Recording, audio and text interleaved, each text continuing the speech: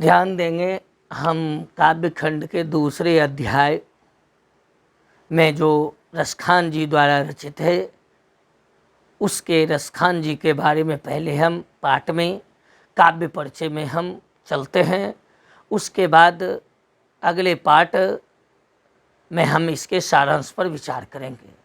रसखान जी, ऐसे रसखान जी के संबंध में पूरी जानकारी तो प्राप्त नहीं होती है, लेकिन रसखान जी का पूरा नाम जो है वो सैयद इब्राहिम खान खाना था।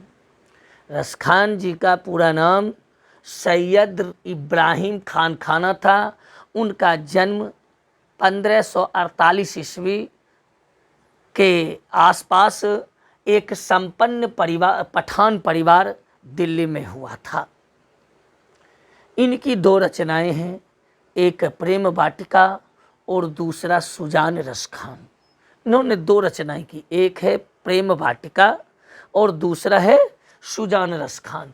प्रेम वाटिका में उन्होंने जो लिखा है, प्रेम वाटिका में हम लोग उन्होंने दिया है प्रेम विषयक दोहे लिखे हैं। उसमें प्रेम विषयक दोहे हैं प्रेम वाटिका में। और सुजान रसखान में जो है वह कृष्ण के प्रेम पर, उसमें जो है कृष्ण के प्रेम पर आधारित जो है उन्होंने लिखा है। कृष्ण के प्रेम पर आधारित उसमें उन्होंने लिखा है सुजान रसखान। ये दो जो है उनकी रचना है। इनकी रचना में इनकी विशेषता सबसे बड़ी है कि इनकी रचना में जो है वह इनकी उत्कटता, उल्लास और मादकता, यानी तीनों चीज, उल्लास, मादकता और उत्कटता, ये तीनों चीज जो है उनकी लेखनी में ये तीनों पूर्ण रूप से विद्यमान है। इसीलिए भारतेंदु हरिश्चंद्र ने इनकी लेखनी को, इनके दोहे को पढ़ करके उन्होंने कहा था कि इन मुसलमान हरिजन पे कौटिन हिंदू वार्य। यानी कहने का अर्थ है एक मुसलमान कृष्ण की भक्ति में इस प्रकार का वर्णन किया है कि इस मुसलमान पर करोड़ों हिंदू जो है वह अपने प्रेम को न्योछावर कर सकता है, बलिदान कर सकता है। यानी कहने का अर्थ है कि इनकी लेखनी जो है काफ़ी कृष्ण के प्रेम पर आधारित जो लेखनी है वह काफ़ी हिंदू के लिए एक जो है सीख देने लायक है कि एक मुसलमान होते हुए भगवान कृष्ण के बारे में इतनी सुंदर वर्णन करे, ये मामूली बातें नहीं है। रसखान जी मूलतः रूप से, रसखान जो थे वो पूर्ण रूप से मुसलमान थे। फिर भी इन्होंने जीवन पर्यंत इन्होंने कृष्ण की भक्ति का गुणगान किया।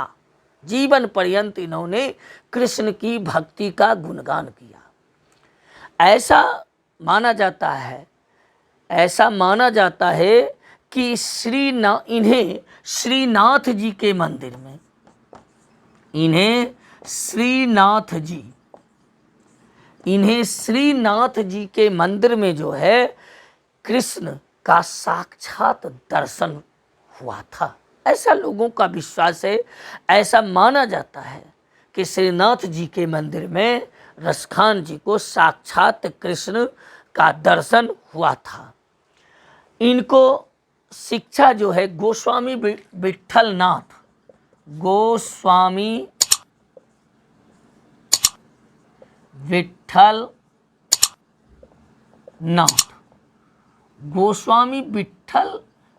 जी ने इनको, रसखान जी को गोस्वामी विट्ठल नाथ जी ने पुष्टि मार्ग में दीक्षा दी थी। इन्हें पुष्टि मार्ग में दीक्षा दी थी। गोस्वामी विट्ठल नाथ जी ने पुष्टि मार्ग में रसखान जी को दीक्षा दी थी। इस प्रकार से जो है रसखान जी की जो हमारी पाठ्य पुस्तक में हमें जो पढ़ना है सिलेबस में, यहाँ हम रसखान के दो पदों का अध्ययन हमें करना है। प्रथम पद में जो है राधा कृष्ण, प्रथम पद में राधा कृष्ण के प्रेममय युगल रूप, राधा कृष्ण के युगल रूप जो है उसका प्रेममयी वर्णन है, उसको हमें पढ़ना है। तो दूसरे पद जो है उस दूसरे पद में कृष्ण तथा ब्रज के प्रति जो है रसखान जी ने अपने हृदय का उद्गार प्रकट किया है, हार्दिक उद्गार प्रकट किया है, उसका हमें वर्णन करना है और उसको पढ़ना है। तो हम अगले पार्ट में जो है आपसे हम मिलते हैं रसखान जी के उन दोनों जो है रसखान जी का, उनके बारे में हम सरलार्थ और सारांश भावार्थ हम अगले पार्ट में देखेंगे। धन्यवाद। और आप इसको देखें तो सबसे पहले देखिए पहली पंक्ति है प्रेम आयनी श्री राधिका। ध्यान दीजिएगा, यही शीर्षक है, प्रेम आयनी श्री राधिका प्रेम बरन नंद नंद।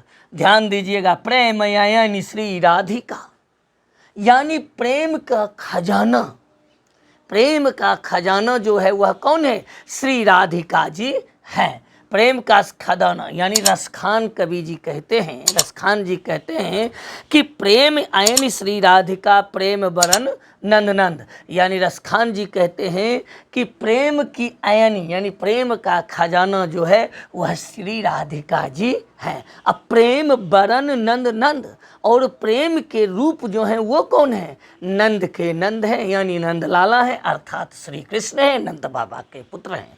रसखान कवि जी है, प्रेम वाटिका के दो माली मालिन द्वंद।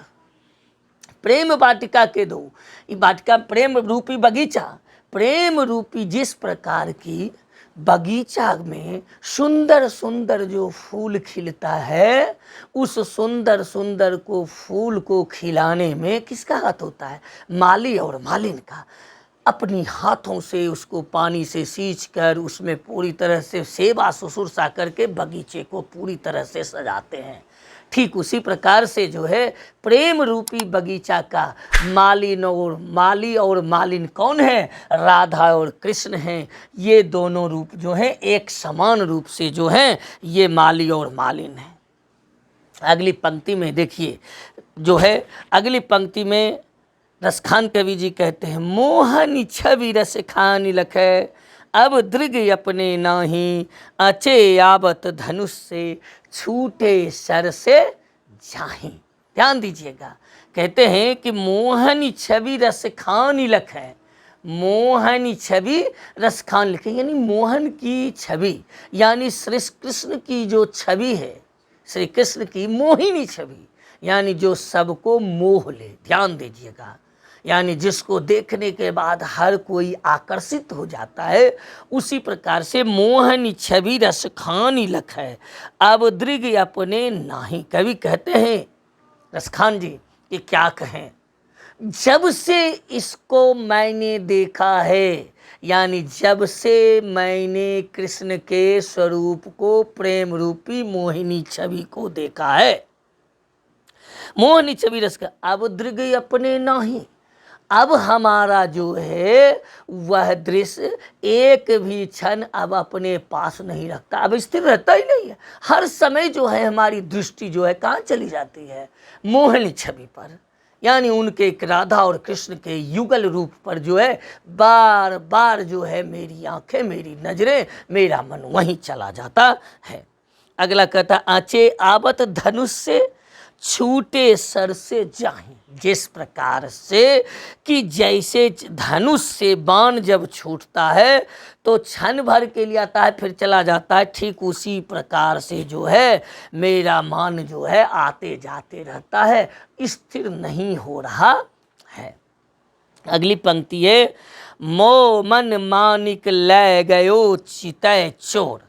कहते हैं मो मन मानिक ले गयो चितय चोर, रसखान कवि जी कहते हैं, वो कहते हैं कि श्री कृष्ण ने, श्री कृष्ण की मोहनी छवि जो है उसको देख करके मेरा मन जो है श्री कृष्ण की मोहनी छवि चुरा लिया है।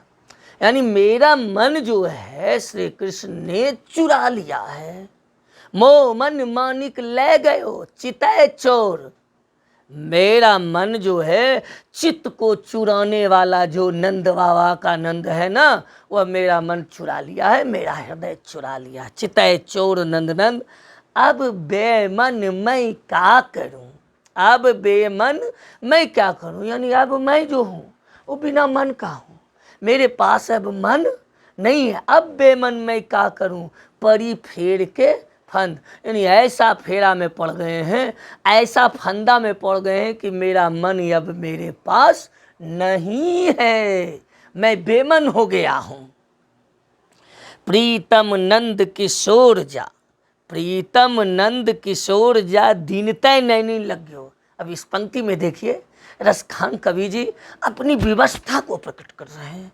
यानी वो कृष्ण के प्रेम में, उनके रस में भी पूरी तरह से विवश हो गए हैं और विवश होकर के अब इस पंक्ति को वो लिख रहे हैं। सो देखिए कि प्रीतम नंद किशोर जा दिन तय नैन लग्यो। यानी कहते हैं कि क्या कहें, मैं जब से मुझे उनका दर्शन हुआ है, जब से मैंने श्री कृष्ण का दर्शन किया है, मुझे दर्शन हुआ है, जब से हुआ है उनका दर्शन, मेरा मन जो है वो क्या कहता है, जा नैन लगो। जब से मेरा नयन, मेरा मन जो है, नैन जो है श्री कृष्ण से लगा है, तो क्या हुआ है, मन पावन चित चोर। ध्यान दीजिएगा, मन पावन, मेरा मन तो पवित्र हो गया है।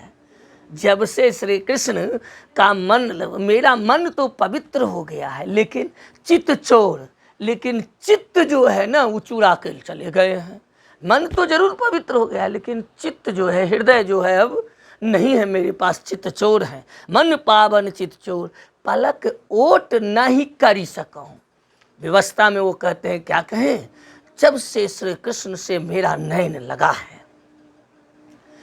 तो मन तो पवित्र हो गया है, लेकिन चित्त को उन्होंने चुरा लिया है। पलक ओट नहीं करी सकूं, एक पल के लिए भी जो है मैं वहाँ से हट नहीं पाता हूँ। यानी नहीं है, हर क्षण जो है राधा और कृष्ण के सौंदर्य को हमारी आँखें जो है देखती रहती है, और देखते हैं कितना भी प्रयास करते हैं, मेरा मन जो है मेरे पास नहीं रहता, वहीं बार बार चला जाता है। यही था प्रेम ऐन श्री राधिका। तो इस प्रकार से जो है मैंने इनके सारे अर्थों को भी लिखा, यानी सबके शब्दों को।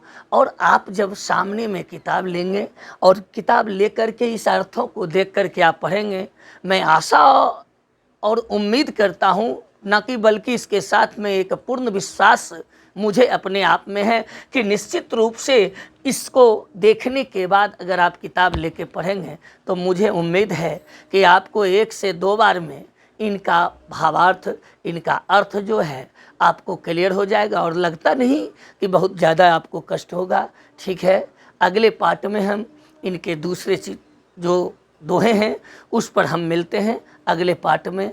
तब तक के लिए धन्यवाद।